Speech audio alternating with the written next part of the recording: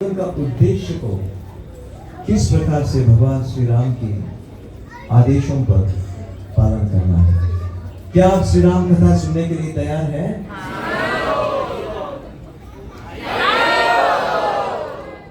धन्यवाद। तो हम जैसे आप यहाँ पे स्क्रीन में देख रहे हैं, श्रीमद् भागवत के नवम स्कंद 10वां अध्याय, उसमें हम 54 श्लोक है। यहाँ पर प्रभु श्री राम की दिव्यता के बारे में बताया गया है। इसके बाद एक और श्लोक पढ़ेंगे, क्योंकि हम सिर्फ प्रभु श्री राम की गुणगान नहीं करेंगे, मैया सीता का भी गुणगान करेंगे। सीता राम का। राम लक्ष्मण जानकी जय बोलो,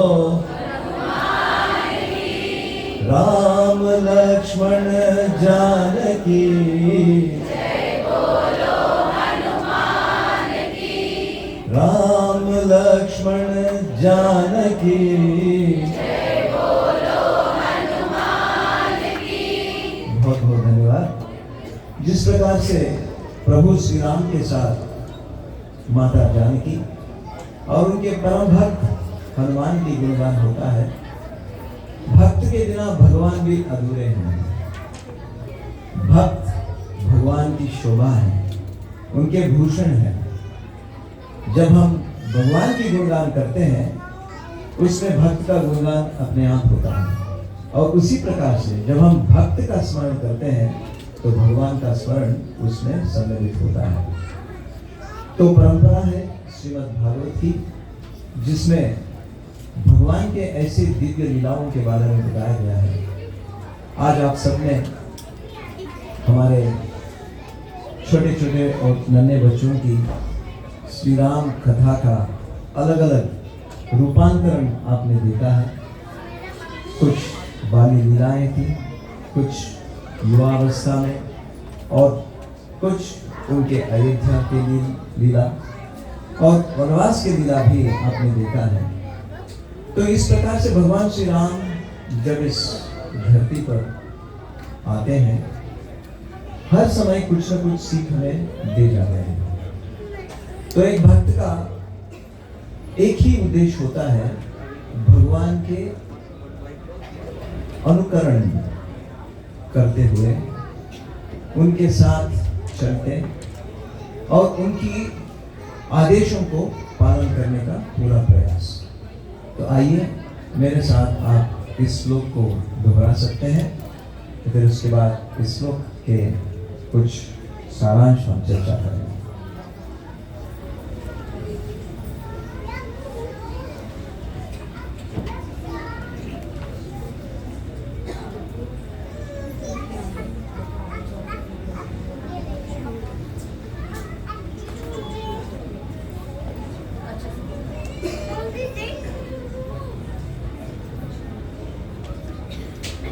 यह श्लोक है नवम अध्याय के नवम स्कंद के 10वें अध्याय का 54वां श्लोक है। एक पत्नी व्रत धरो, राजर्षि चरित शुचिः, स्वधर्मं गृहमेधियाम् शिक्षयान् स्वयमाचरत्। इसके अनुवाद कुछ इस प्रकार से है। सुविजय प्रभु, Lord Ramachandra took a vow to accept only one wife and have no connection with any other woman. He was a saintly king, and everything in his character was good, untinged by qualities like anger. He taught good behavior for everyone, especially for householders, in terms of varnashrama dharma.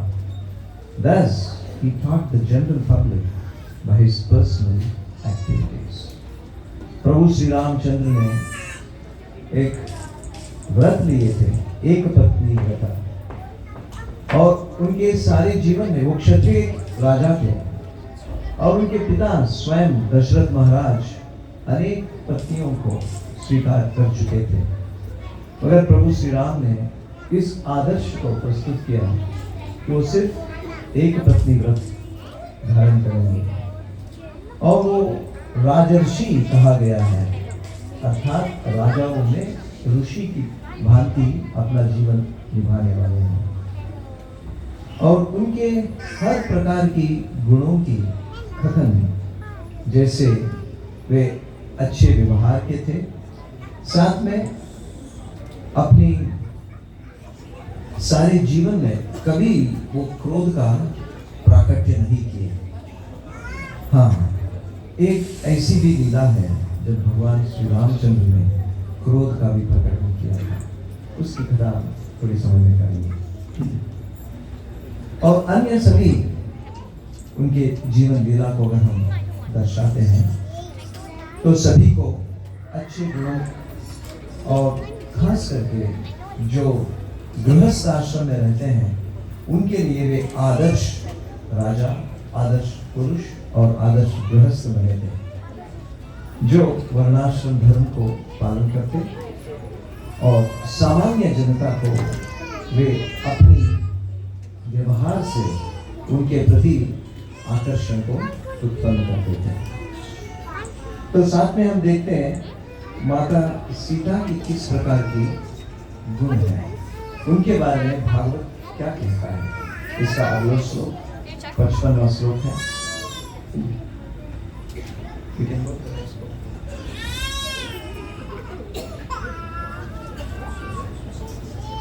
प्रेमानुवृत्य शीलेन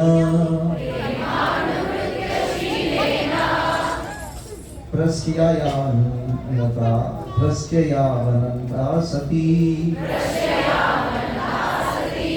धियहिया च भवग्ना भर्तु सीताहरं मनः।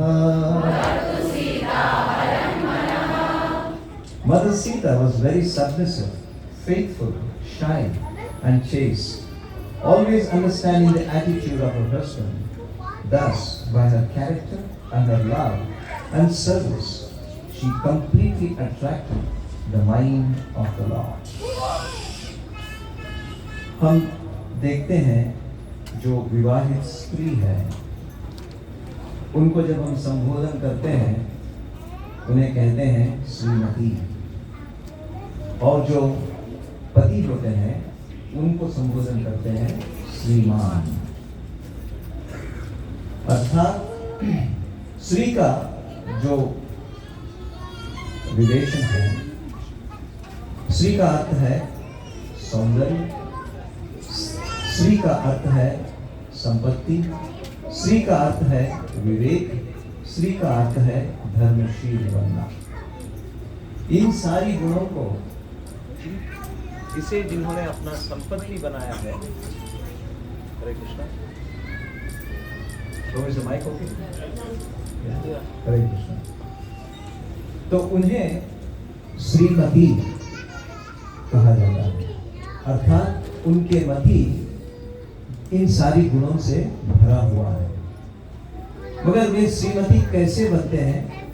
क्योंकि उनके मन श्रीमान पर पूरी तरह से स्थित है। अर्थात जो व्यक्ति गुणी है और अपने जीवन में सर्व लक्षण से सुसंपन्न है, ऐसे व्यक्ति को जब स्त्री अपना पति स्वीकारती है तो उसका मन कभी कहीं पर भी विचलित नहीं होता है, और इसी तरह से वो अपनी पत्नी, अपनी पति को पूर्ण तरह से अपनी ओर आकर्षित कर लेती है। इसीलिए श्रीमती और श्रीमान का इस प्रकार से विवेचन दिया जाता है। तो माता सीता के बारे में यहाँ पर गुणगान करें तो वे बहुत ही समर्पित रही थी अपने पति के प्रति और पूर्ण तरह से विश्वास का पालन करती थी, जिनमें भगवान के प्रति आसक्ति और विश्वास सर्वाधिक था। और इतना ही नहीं, भगवान को उनके कहे बिना उनकी मन की बात को वो समझ सकते थे। इसीलिए इस प्रकार की गुण रहने की वजह से भगवान श्री रामचंद्र के मन में माता सीता पूर्ण तरह से बस गई थी। तो अब हम इस श्लोक के कुछ मुख्य अंशों को देखना चाहेंगे, जिसमें प्रभु श्री राम की कुछ विशेष गुणों के बारे में हम प्रयत्न करते हैं। प्रभु श्री रामचंद्र अयोध्या में जन्मे। वे इक्ष्वाकु वंशज थे। सूर्यवंशी राजाओं के कुल में वे उनका जन्म हुआ था। जिस भांति जब सूरज उगता है, प्रकाशमान करता है, ऊष्मा देता है, उसी प्रकार से भगवान श्री रामचंद्र भी अपने जन्म के साथ ही अपने सारी स्वजनों को और नागरिकों को पूर्ण तरह से एक आश्रय स्रोत बन चुके थे। और बचपन में भी उन्होंने ऐसी बहुत ही सुंदर लीलाएं की है, जिससे वे अपने स्वजनों को मंत्र मुक्त कर देते थे। इसमें भागवत में कहा जाता है, प्रभु श्री राम के कुछ मुख्य गुण ऐसे हैं, जिन्होंने उन्हें हानि पहुंचाने की भी प्रयास किया, उन पर भी भगवान कभी क्रोधित नहीं हुए या उनके प्रति कोई द्वेष भाव नहीं था। आप जानते हैं, भगवान श्री रामचंद्र जब बहुत छोटे आयु के थे, उसी समय उन्होंने अपने पिता की आज्ञा को मानकर वनवास के लिए निकल गए थे। तो वनवास जाने का कारण क्या था? महाराज दशरथ की तीसरी पत्नी कैकेयी, वे कुछ मंथनों के द्वारा प्रभावित होकर अपने पति से जो पहले उन्होंने वरदान दिए थे, उसका स्मरण कराते हुए कहती है, मेरा पुत्र भरत आपके बाद इस राज्य का राजा बनना चाहिए, जबकि आपके प्रथम पुत्र श्री रामचंद्र को मैं चाहती हूँ कि वो वन के लिए चला जाए, ताकि अगर 14 वर्ष तक वो वनवास करेगा तो फिर उसे राज्य का अधिकार प्राप्त नहीं होगा। इस प्रकार के उद्देश्य से माता कैकेयी ने दशरथ के समक्ष में इस प्रकार की प्रस्तावना रखी थी। जैसे इस बात को सुन रहे थे प्रभु श्री राम, उन्होंने विरोध नहीं प्रकट किया, अपनी माता के चरणों पर नमन करते हुए, उनकी आज्ञा को स्वीकार करते हुए अपने पत्नी और भाई के साथ वन में चले गए हैं। तो बात आ रही है कि क्या उन्हें कोई द्वेष भावना थी अपनी माता कैकेयी के प्रति? तो जब वापस लंका को जीतने के बाद अयोध्या वापस आए थे, सर्वप्रथम वो माता कैकेयी के गृह में ही वापस गए थे और उनकी चरणों को वंदन करते हुए वे उनसे आशीर्वाद मांग रहे थे। तो माता कैकेयी बहुत शर्मिंदा हो गई। तब प्रभु श्री राम उनसे कहते हैं, मैंने तो मेरा कर्तव्य निभाया, पिताश्री की आज्ञा को माना, इसमें आपका कोई दोष नहीं है। और उनके प्रति उन्होंने कोई द्वेष भावना व्यक्त नहीं किया था। तो इस तरह से हम देख सकते हैं, और भक्तों के लिए इससे क्या सीख मिलता है?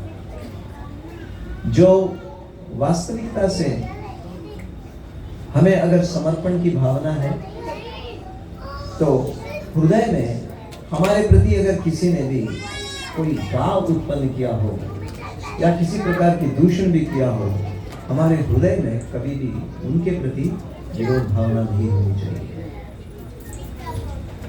और प्रभु श्री रामचंद्र की कथा एक और विशेष गुण से भी भरा हुआ है। वह गुण है अपनी भ्राताओं के प्रति उनका प्रेम। प्रभु श्री राम के कितने भ्राता थे? वे मिलाकर 4 भाई थे।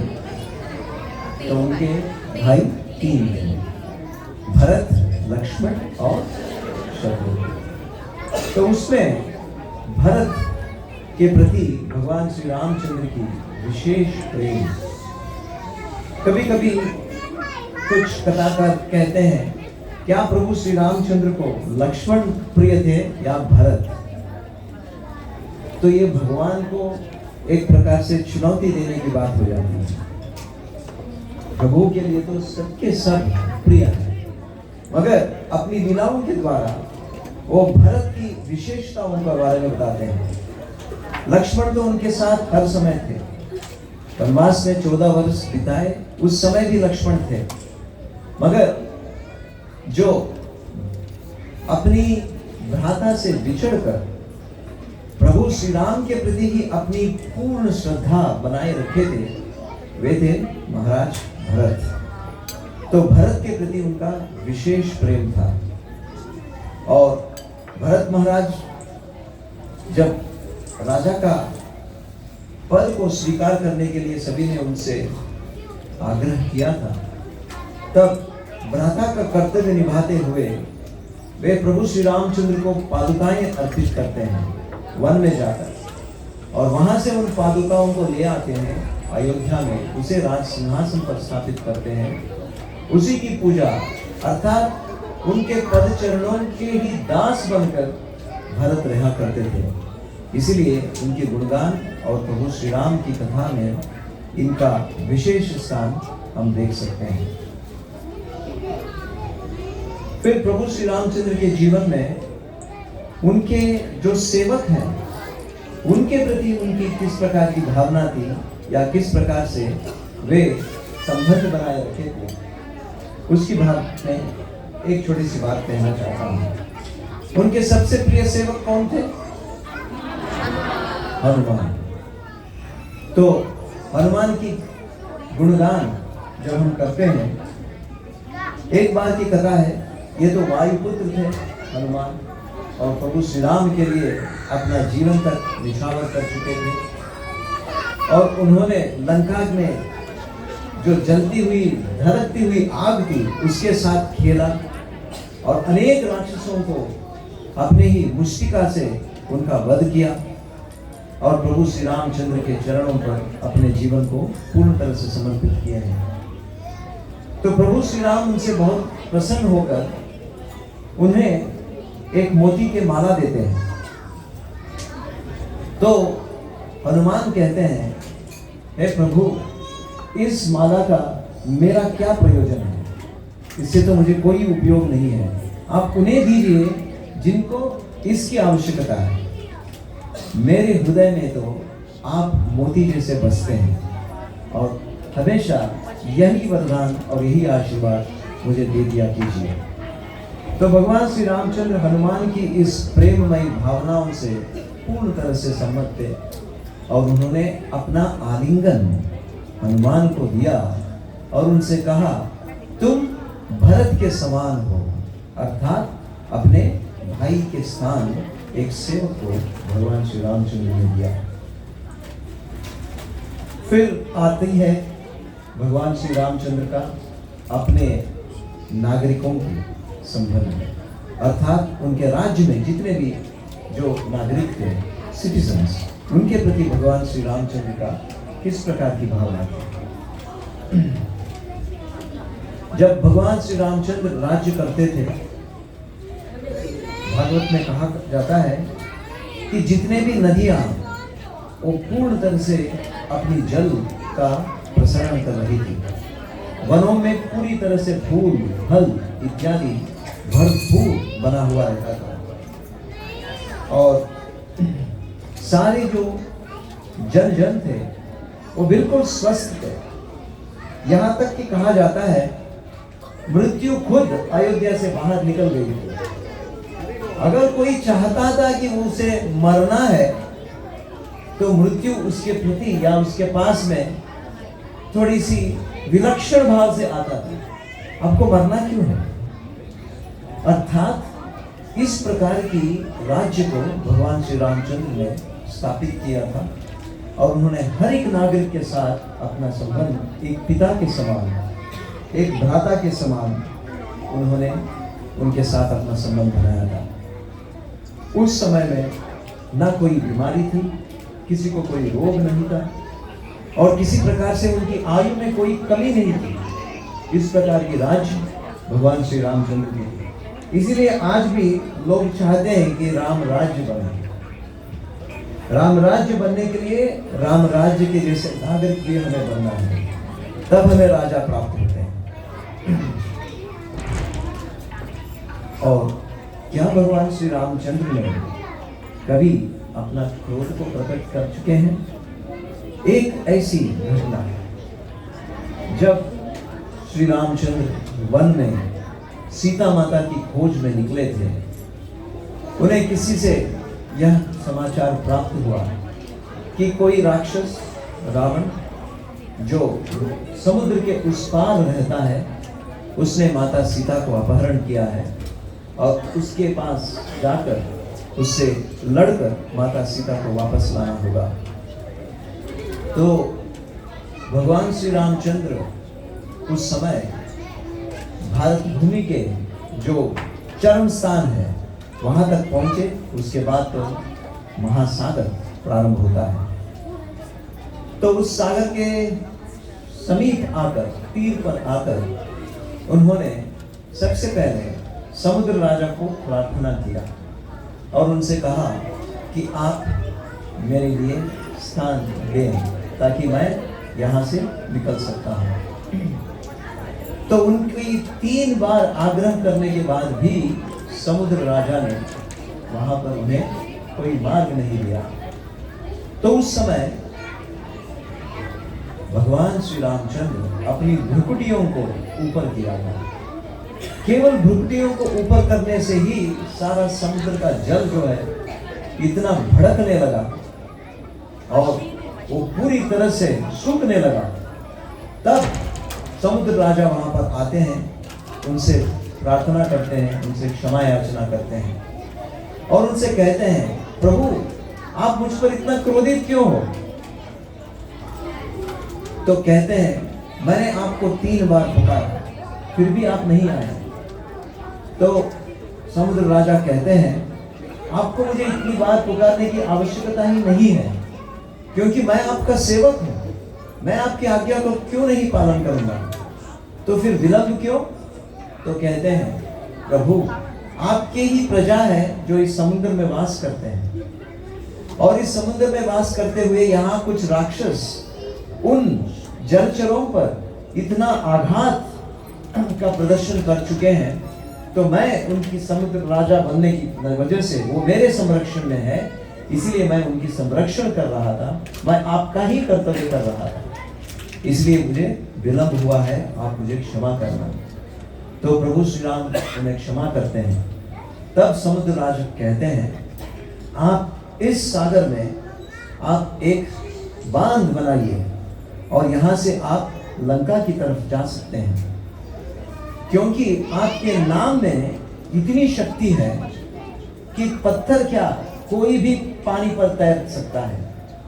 तब वो एक उदाहरण देते हैं, हे प्रभु आपकी शक्ति इतनी अपरंपार है, सारे ब्रह्मांड में इतनी सारे ग्रह हैं जो आकाश में तैर रहा है, तो क्या ऐसी बात नहीं होगी आपकी शक्ति में, आपके पास, कि पानी में अगर आप पत्थर डालें वो नहीं तैरेगा? तो इस तरह से सागर राजा श्री रामचंद्र को प्रसन्न करते हैं और इसके बाद में समुद्र में वे बांध बनाकर लंका की ओर जाते हैं और रावण का नाश करके माता सीता को वापस ले आते हैं। भगवान श्री रामचंद्र तो करुणा सागर है। वो रावण को एक बार शरण लेने के लिए अंगद को अपना अनुचर बनाकर भेजते हैं। अंगद जब जाते हैं और उनसे निवेदन करते हैं तो रावण उनकी इस प्रस्तावना को ठुकरा देते हैं। फिर भी जब तय होता है युद्ध ही एक मात्र मार्ग है, तब प्रभु श्री राम लक्ष्मण अपने भ्राता को रावण के पास भेजते हैं 2 मुख्य कारण के लिए। एक, उनसे कुछ शिक्षा लेने के लिए, क्योंकि वो ब्राह्मण थे जो रावण था, ब्राह्मण कुल में पैदा हुआ था, मगर संग की वजह से वो राक्षस बना या असुर बना। और दूसरी बात थी, जब युद्ध करना है तो प्रभु श्री राम कब विजय होंगे उसका मुहूर्त रावण निकाल कर बताएगा। इसके लिए तो दोनों कार्य करने के लिए लक्ष्मण को वहां पर भेजते हैं। तो तब रावण लक्ष्मण की उपस्थिति को समझता है और उसे अपना शिष्य स्वीकारता है और स्वीकार कर कहता है, प्रभु राम अगर चाहते तो आपको पूरा उपदेश दे सकते थे, उन्होंने मुझे आपको मेरे पास इसलिए भेजा, मरने से पहले मैं एक ब्राह्मण का कर्तव्य निभाऊंगा। ये आपकी भ्राता की विशेष गुण है। इस प्रकार से रावण प्रभु श्री राम का गुणगान करता है और खुद तय करता है कौन सा समय पर जब युद्ध करेंगे प्रभु श्री राम और उनकी ब्रह्मास्त्र उसका जीवन का अंत करेगा। उस मुहूर्त को भी तय करके स्वयं वो लक्ष्मण को बताता है और कहता है, प्रभु श्री राम चाहते हैं मैं अपने सारे जीवन में इतनी सारी विनाशकारी कार्य कर रहा था तो मेरा कोई गुणगान करेगा नहीं, मगर भगवान चाहते हैं कि इस रावण के पास भी लक्ष्मण जैसा शिष्य था, इसीलिए भगवान ने मुझ पर इस तरह की करुणा की है। यह प्रभु श्री राम की विशेष गुण है। और माता सीता के प्रति उनकी किस प्रकार का व्यवहार, जैसे अभी हमने देखा है, माता सीता केवल भगवान श्री रामचंद्र के पत्नी के रूप में ही नहीं थी, धर्म नहीं निभा रही थी, वो वास्तविक में प्रभु श्री राम के सारी गुणों का प्रतिबिंब मूर्तिमान स्वरूप थी। और दोनों साथ चले हैं, वन में विहरण किए हैं। और इतना ही नहीं, जब प्रभु श्री रामचंद्र ने एक पत्नी व्रत का धारण किया, तब उस व्रत के पालन करने की पूर्ण प्रकार से सहयोग भी माता सीता ने उन्हें दिया था। तो अंत में हम सभी भक्तों के लिए प्रभु श्री राम की कथा से क्या सीख प्राप्त हो सकता है, उसके बारे में मैं कुछ कहना चाहता हूँ। तो इसे हम 3 वर्ग में बांटते हैं। प्रभु श्री राम किसके प्रति अपना प्रेम व्यक्त किए हैं, किस प्रकार से उन्होंने इस प्रेम को व्यक्त किया है, और हम इस्कॉन के भक्तों के लिए सीख क्या है। अपने माता या अपने से वरिष्ठ व्यक्ति हैं, उनको भगवान श्री रामचंद्र ने उनका प्रेम दिया, अर्थात उनके प्रति अपना जो आदर है उसे उन्होंने व्यक्त किया। उनके प्रति वो बहुत ही अपने जो समर्पण भाव है उसे उन्होंने व्यक्त किया। और भक्तों के लिए इस गुण से क्या सीख प्राप्त होता है, हमसे वरिष्ठ जो कोई भी व्यक्ति है उनके प्रति आदर सम्मान रखना, भले वो अपने निजी माता पिता ही क्यों ना हो या अन्य कोई भी। अगर जब हम हमारे समान वयस्क या हमसे छोटे वयस्क जैसे भ्राता उनके साथ है, तो उनके प्रति अपना संबंध जो है वो हृदय के साथ साथ करना चाहिए, हृदय में उनको स्थान देना चाहिए। और शिक्षा, किसी के प्रति द्वेष या ईर्ष्या की भावना नहीं रखनी चाहिए। और सेवक जैसे हनुमान के प्रति, प्रभु श्री राम हनुमान के प्रति अपना प्रेम एक आलिंगन के द्वारा अपनी नेत्रों से अश्रुओं की धारा को बहते हुए उन्होंने यह संबंध बनाया था। और इसी प्रकार से हमारे निजी जीवन में अगर हमारी कोई सेवा करता है, उनके प्रति भी हमारी भावना प्रभु श्री राम की तरफ होना चाहिए। और सामान्य नागरिक अर्थात सामान्य जन के साथ अगर हमारा संबंध बनता है तो उनके साथ समानता बना रखें और उनकी हर कोई आवश्यकता उनके प्रति भी हमारा दृष्टि केंद्रित हो, जैसे प्रभु श्री राम करते थे। और भक्त बनने की वजह से भक्तों के जीवन में हमें भगवान श्री रामचंद्र की इस कथा से एक महत्वपूर्ण सीख है कि हम एक दूसरे के साथ सौहार्दपूर्ण भावना के साथ अपना संबंध बना के रखें। तो आप सभी को बहुत बहुत धन्यवाद, आपने बड़ी श्रद्धा से इस कथा को सुना है। तो काम करते हुए 5 चाहता हूं, अगर हम पति बने हैं तो प्रभु श्री रामचंद्र की तरह पति का धर्म निभाएं। अगर हम पत्नियों के स्थान में हैं तो माता सीता की तरह प्रभु से अपना संबंध बना के रखें। अगर हम गुरु या नेता के स्थान पर रहते हैं तो हमें धर्म और सभी के प्रति समान गुण को बनाए रखें, इस प्रकार की व्यवहार को बना के रखना है।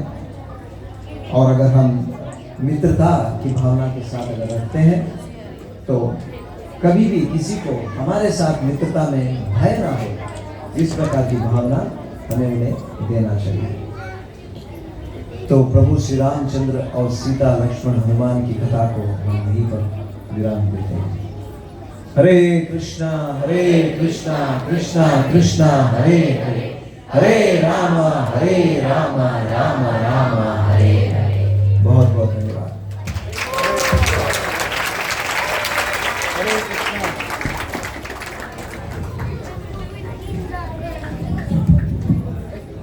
हरे कृष्णा, हरे Krishna. Thank you so much, Prabhuji, for your wonderful Ram Katha. Thank you so much.